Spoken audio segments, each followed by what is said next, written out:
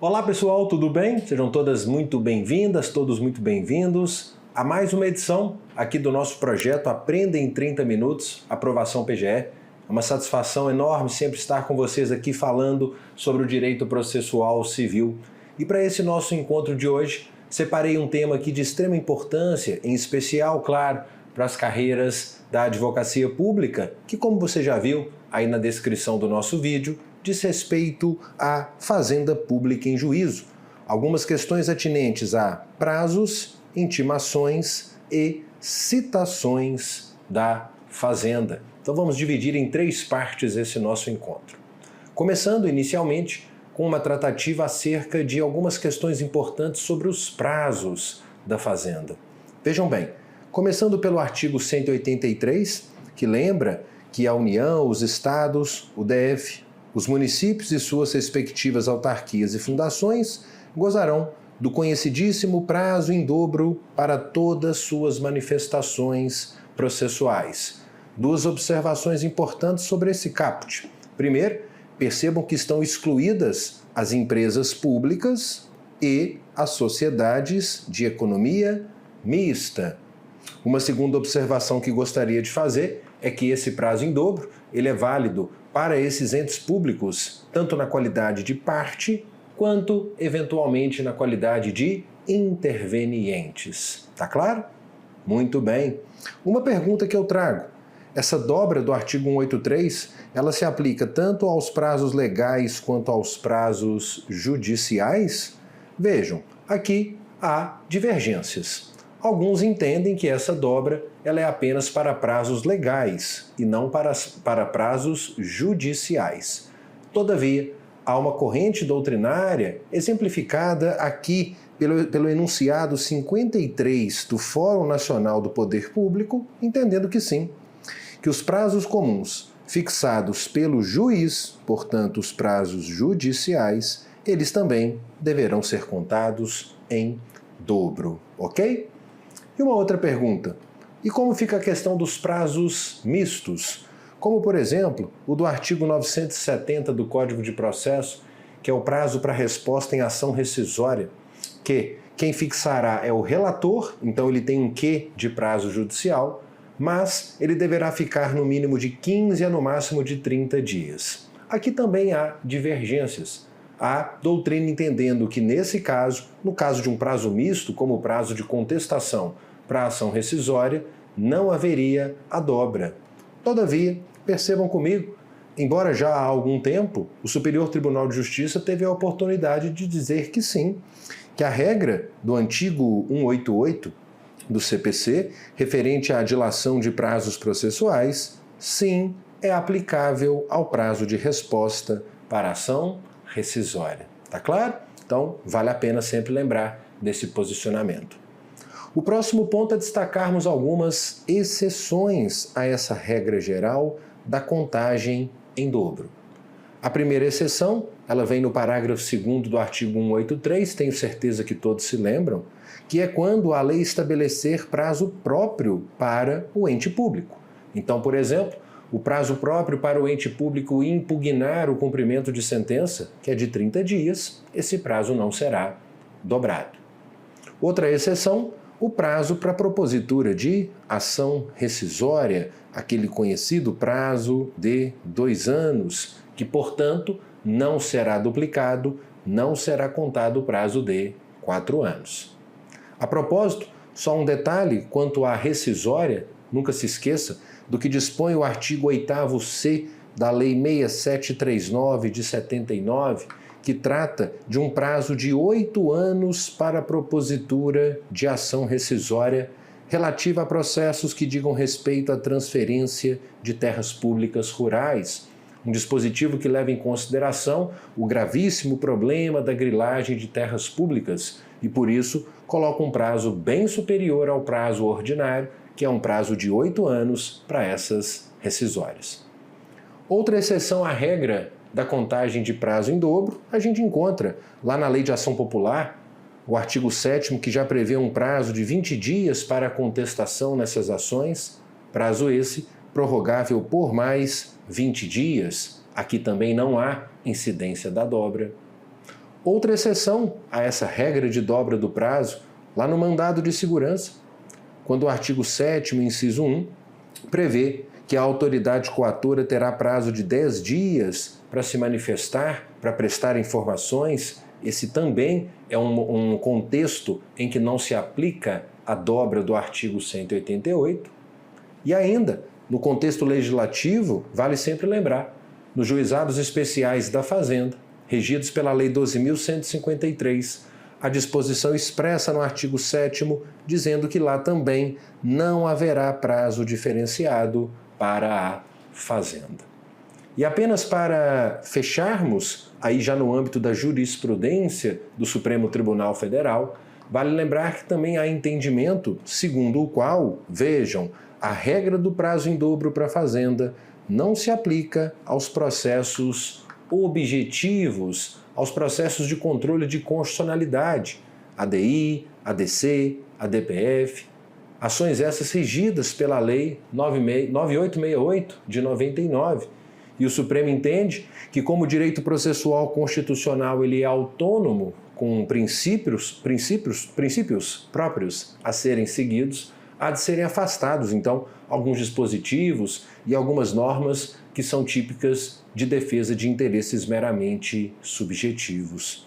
Percebam, é como lembra o ministro Celso de Mello, essa diretriz jurisprudencial reflete entendimento de que o processo de fiscalização normativa abstrata ostenta ordinariamente posição de autonomia em relação aos institutos peculiares, aos processos de índole meramente subjetiva. Então, o que exclui a dobra do artigo 183.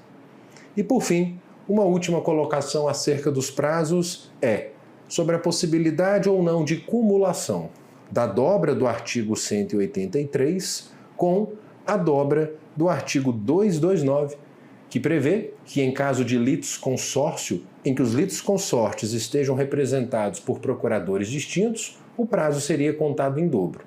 Estando a Fazenda no polo passivo de uma demanda em litisconsórcio com um outro réu, será que então é viável cumular a dobra do artigo 188 com a dobra do 183, com a dobra do artigo 229?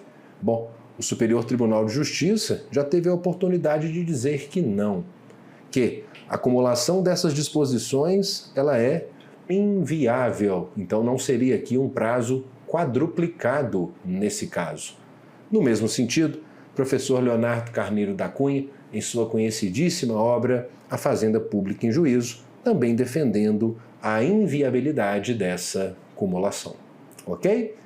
Vejam como esse tema ele tem sido cobrado, como por exemplo nessa questão aqui da VUNESP de 2019, onde acerca do prazo em dobro, que é sobre o que focamos até agora, é correto afirmar que ele se aplica. Letra A. Também para empresas públicas e sociedades de economia mista? Não, foi uma das primeiras observações que fizemos, extraindo do caput do artigo 183, que essas pessoas jurídicas de direito privado não têm essa prerrogativa. B. Aplica-se a todos os prazos processuais, inclusive nos juizados especiais da Fazenda? Também vimos que lá existe uma exceção a essa regra. Letra C. A todos os prazos processuais, inclusive nos processos objetivos de controle de constitucionalidade, lá, por orientação do Supremo, também não. Letra D. Aplica-se também ao prazo para apresentação de informações em mandado de segurança? Foi outra exceção que a gente trouxe, do artigo 7º, inciso 1, da Lei 12.016. Só pode, portanto, ser a letra E. O prazo em dobro aplica-se apenas aos casos em que a lei não estabelecer de forma expressa prazo próprio para o ente público. Certinho. E aí a gente finaliza o primeiro terço dessa nossa aula.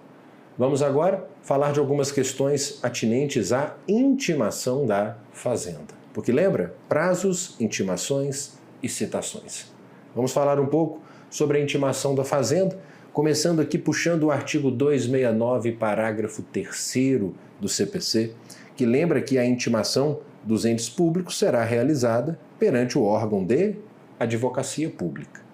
E o artigo 183, lembrando que a intimação da Fazenda na pessoa ou perante o órgão de advocacia pública será feita de maneira pessoal. A intimação será pessoal por carga, remessa ou meio eletrônico. Sobre o que então nós vamos falar. A intimação pessoal da Fazenda então se faz, em se tratando de processos com autos físicos, por meio de carga ou remessa, e em se tratando de autos eletrônicos, pela forma eletrônica. Vamos falar de cada uma dessas situações? Iniciando então, tratando da intimação pessoal por carga. A intimação por carga, que então pode ser uma forma de intimação pessoal da Fazenda, ela tem previsão lá no artigo 272, parágrafo 6º, que lembra que a retirada dos autos do cartório ou da secretaria em carga pela advocacia pública implicará intimação de qualquer decisão contida no processo. E a propósito, nesses casos de intimação pessoal por carga, o artigo 231, inciso 8, diz que o dia do começo do prazo, nesses casos, será o dia da carga. Tá claro? Então, conjugar esses dois dispositivos para lembrar do que é importante sobre a intimação pessoal por carga. Mas a intimação também pessoal pode ser por remessa dos autos à Procuradoria, ao órgão de advocacia pública. Lembrando que, nesse caso, os prazos não são contados da data em que a advocacia pública lança o ciente nos autos, mas a partir propriamente da data da remessa ou do recebimento dos autos perante o órgão administrativo da advocacia pública. Até deixei aqui no seu material a doutrina lembrando que, sendo a intimação feita por remessa, a contagem do prazo, segundo o entendimento do STJ, inicia-se no dia da remessa dos autos com vistas, ou, se as datas não coincidirem, do recebimento destes por servidor do órgão, e não a partir do dia em que o representante manifesta por escrito sua ciência. Então, da data da remessa, ou, se as datas não coincidirem, com a data do recebimento dos autos no âmbito administrativo. E, por fim, a intimação pessoal da Fazenda ela pode ser por carga ou remessa em processos físicos, mas também a intimação por meio eletrônico. A propósito, no capítulo das intimações, o artigo 270, lembra que as intimações do processo civil, sempre que possível, serão realizadas por meio eletrônico. Intimação eletrônica que se dá no portal próprio do processo judicial eletrônico, naquela plataforma própria do PJE, àqueles que estiverem devidamente cadastrados lá nos termos do artigo 5º da Lei da Informatização do Processo, a Lei 11.419. Tudo isso sendo aplicável à advocacia pública, porque a propósito o parágrafo único diz que aplica-se à advocacia pública o disposto no parágrafo 1º do artigo 246, e o 246, parágrafo 1º, diz que as empresas públicas e privadas são obrigadas a manter cadastros nos sistemas de processos eletrônicos para recebimento de intimações. E o parágrafo 2º estende essa obrigatoriedade também à União, Estados, Distrito Federal, municípios e as entidades da administração indireta. Então, a intimação sendo feita preferencialmente por meio eletrônico, que é uma forma de intimação pessoal, intimação eletrônica essa que se estende também aos órgãos da advocacia pública.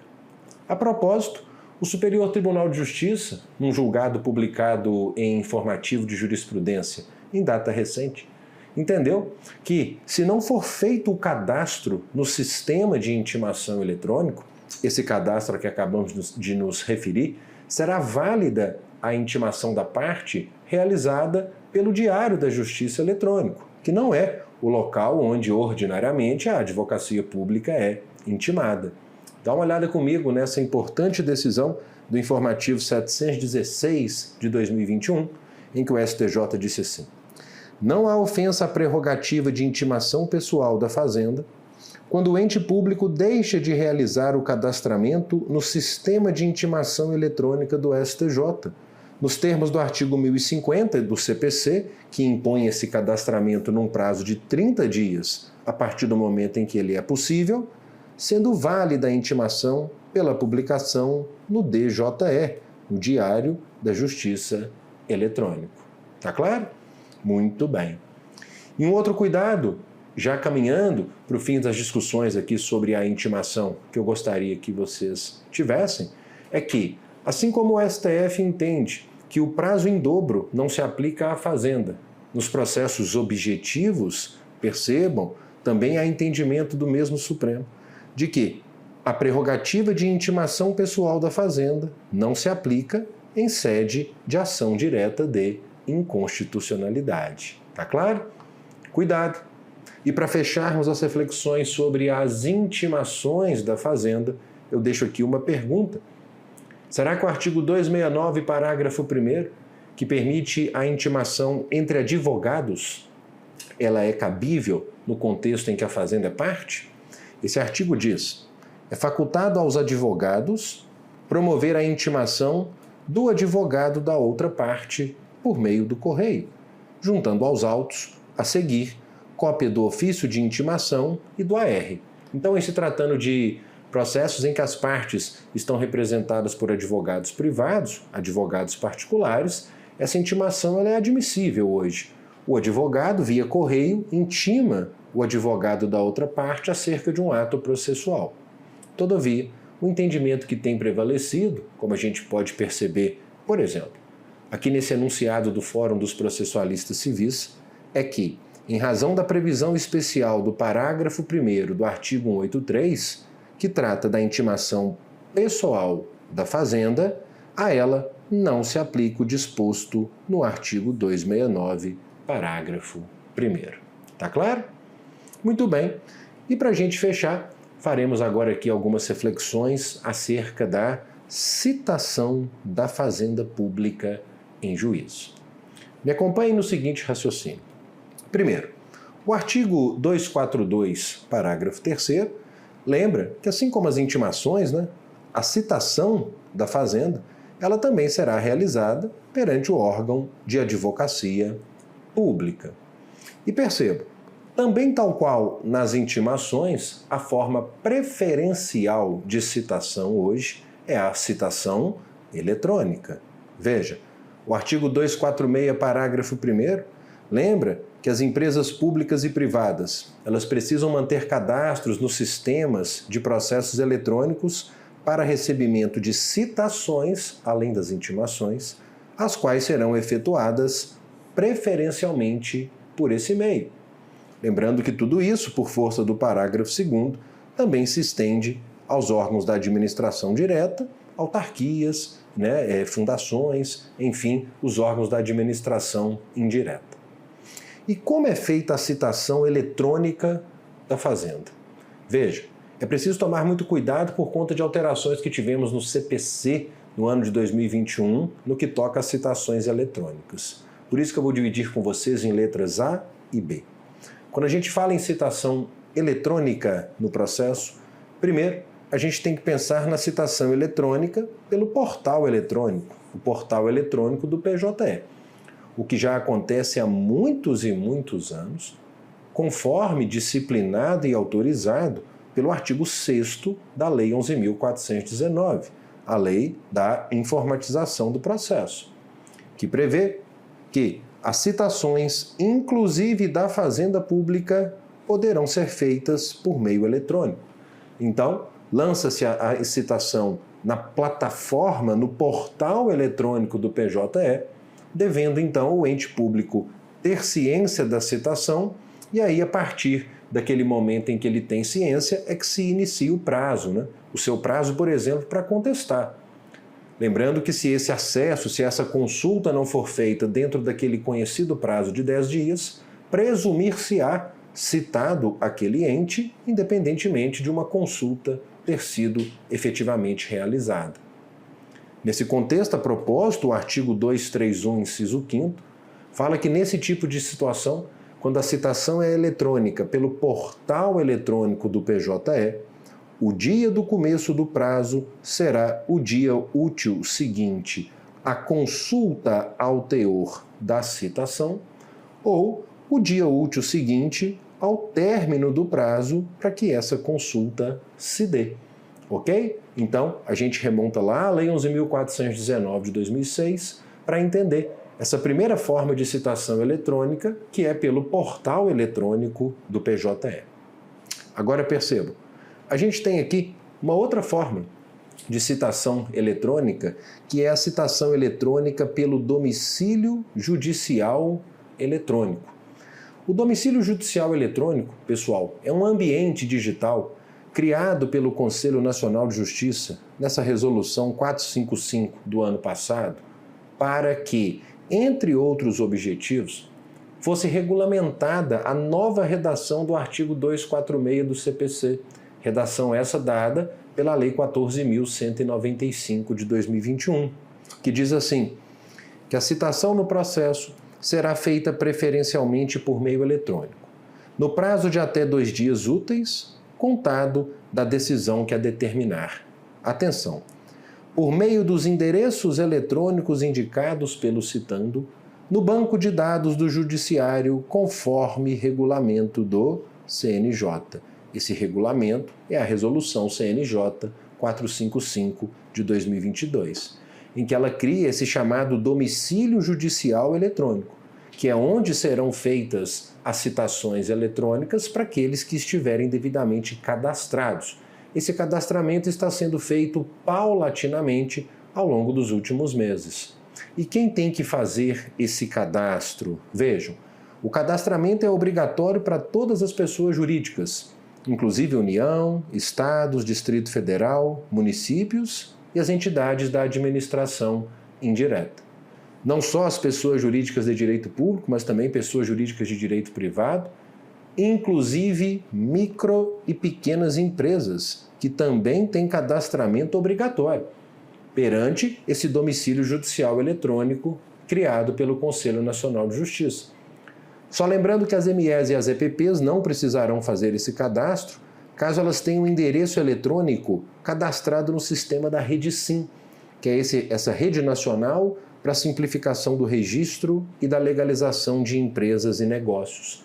Porque nesse caso, as micro e as pequenas empresas que são cadastradas no sistema da Rede Sim, o sistema da Rede Sim vai compartilhar o seu banco de dados com o Poder Judiciário, incluindo aí o endereço eletrônico dessas empresas para onde serão enviadas citações. Uma observação: para as pessoas naturais, embora o CPC não deixe claro, a Resolução 455 do CNJ diz que esse cadastro será facultativo. Tudo isso nos termos lá do artigo 16, parágrafo 2º dessa resolução. Parta-se do pressuposto comigo que, então, já foi feito o cadastro de uma determinada pessoa jurídica, de um ente da administração, por exemplo, perante o domicílio judicial eletrônico e vem entender comigo o que o CPC diz acerca do procedimento da citação a partir deste momento. Veja, será enviada a citação eletrônica para esse domicílio judicial eletrônico com orientações de confirmação de recebimento e um código de identificação do citando. Vejam, o citando terá um prazo de 3 dias úteis para confirmar o recebimento dessa citação. A lei, o CPC, fala que esse prazo de 3 dias úteis é a contar do recebimento dessa citação eletrônica. Leia-se, da data do envio da comunicação processual ao domicílio judicial eletrônico. E aí? E aí nós temos duas opções. O citando confirma o recebimento da citação ou não confirma esse recebimento. O código diz que, acompanhe comigo, confirmado o recebimento da citação nesse prazo de 3 dias, o réu está então devidamente citado e, nesse caso, como é que ele conta o prazo, por exemplo, para contestar? Aí o artigo 231 ganhou um novo inciso, o inciso 9, que diz que, confirmado o recebimento da citação, que, repito, foi enviada lá para o domicílio judicial eletrônico, o dia do começo será o 5º dia útil seguinte à confirmação desse recebimento da citação. Então, o quinto dia útil seguinte ao recebimento da citação. O quinto dia útil seguinte a essa confirmação, né? Porque a citação foi enviada para o domicílio judicial eletrônico, a parte teve 3 dias úteis para confirmar o recebimento. Confirmado esse recebimento, o quinto dia útil seguinte é o dia do começo do prazo. Agora, não confirmado o recebimento da citação, vejam comigo, o que vai acontecer? Será revelia? Não. A realização do réu será feita pelo correio, por oficial de justiça, pelo escrivão ou chefe de secretaria ou por edital.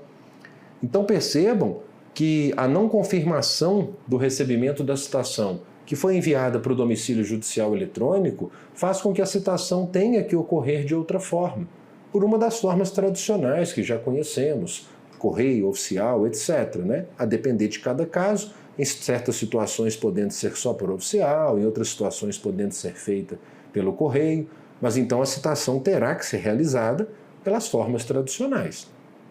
Agora, você vai pensar, então ninguém vai querer confirmar, todos vão aguardar o recebimento da citação pela forma tradicional.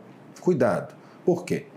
Porque nesse caso, na hipótese de não ter havido confirmação do recebimento, na primeira oportunidade que o réu tiver de falar nos autos, ele terá que apresentar uma justa causa para a não confirmação do recebimento. E se ele não apresentar essa justa causa, ou se apresentada ela não for acolhida, será então considerada aquela conduta uma conduta atentatória à dignidade da justiça, sendo aplicada multa de até 5% sobre o valor da causa. Agora, entendidas essas duas formas de citação eletrônica, né, pelo portal PJE, que já acontece há muitos e muitos anos, inclusive para a Fazenda, e essa nova forma de citação eletrônica pelo domicílio judicial eletrônico, a Lei 14.195 de 2021, ela acabou trazendo uma séria dúvida acerca da possibilidade de citação da Fazenda pela via eletrônica. Por quê? Porque no artigo 247, alterado pela Lei 14.195, está dito que a citação será feita por meio eletrônico ou pelo correio para qualquer comarca do país. E aqui há um exceto. E entre as exceções está quando o citando for pessoa de direito público, o que vai totalmente na contramão de tudo o que temos visto até o presente momento, em que o CPC é taxativo e absolutamente claro, no sentido de não só ser possível a citação dos entes públicos pelo meio eletrônico, seja pelo portal PJE, seja a partir de agora pelo domicílio judicial eletrônico, quanto é o meio preferencial de citação. Então, esse artigo, na verdade, ao que me parece, ele deverá ficar restrito ao impedimento de citação das pessoas de direito público pelo correio, porque pelo meio eletrônico não só tem sido permitido pelo CPC e agora também pelo CNJ, né, regulamentando a novidade do Código de Processo, como é a preferencial forma de citação. Tá claro? Muito bem. Com isso, a gente fecha então essa nossa aula. Esses slides estão à disposição de vocês e vocês perceberão aí ao final que ainda deixei, né, algumas questões de procuradoria, de concursos passados, envolvendo esse nosso assunto. Vamos fazê-las? Vejam, temos aqui um minutinho ainda. Olha só a primeira. As empresas públicas possuem o dever de manter cadastro nos sistemas de processos em autos eletrônicos para efeito de recebimento de citações e intimações, as quais serão preferencialmente efetuadas por esse meio. Correto? Saindo aqui do CESP, Procuradoria do Ceará, indo para a Fundatec, Procuradoria de Panambi, Rio Grande do Sul. A citação da União, dos Estados, do DF, dos municípios e suas autarquias e fundações será realizada perante o órgão de advocacia pública responsável por sua representação judicial. Certinho, como também passamos por esse dispositivo. E ainda, VUNESP, Câmara de Monte Alto, Procurador Jurídico. A citação dos municípios Deverá ser feita na pessoa do prefeito? Representante do executivo? Não, né? A citação dos municípios também será feita, né? Conforme vimos, inclusive, na nossa questão anterior, perante o órgão de advocacia pública responsável por sua representação. Tá claro? Essa é a regra geral para a citação dos entes públicos. Muito bem. Feito isso, a gente agora sim encerra esse nosso encontro do Aprenda em 30 Minutos. Deixe o seu comentário aí na nossa página do YouTube, dê o seu retorno, me diga o que achou da aula, se foi produtiva, se não foi. Gostaria muito de ouvi-la, gostaria muito de ouvi-lo, para que a gente aí se sinta estimulado a dar continuidade a esse projeto tão bacana do Aprovação PGE. Te aguardo para a próxima aula, bons estudos, boa sorte aí na sua jornada. Até a próxima, tchau!